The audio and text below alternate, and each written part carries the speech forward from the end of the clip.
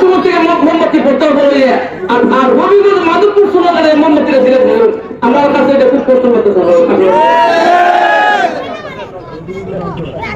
আবার হবিগঞ্জ সদরে গিয়ে আবার হতেছে আমরা জানে শেষে কৃষ্ণ থেকে কেন উঠে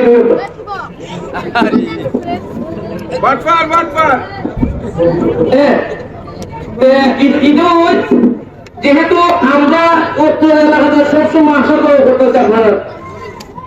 আপনার পাশে আমরা সবসময় হইতেছেন তাই না মানে মারা গেলে তো ফোন দিলে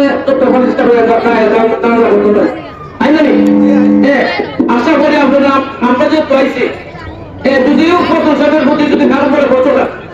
কষ্ট হয়ে থাকে তাহলে ওনার তো কোনো কষ্ট নাই ওনার নিয়মিত জানাতে যদি কোনো কষ্ট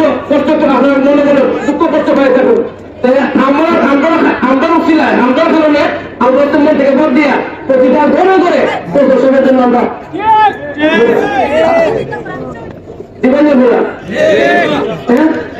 শুধু আপনার দিলে হতো না এখন মতো 10টা ভোট করে সময় করতে তাহলে নিজে দিলে হতো না তো দুইজনের ভোট বোঝায় কেউ যদি আমরা শুনবি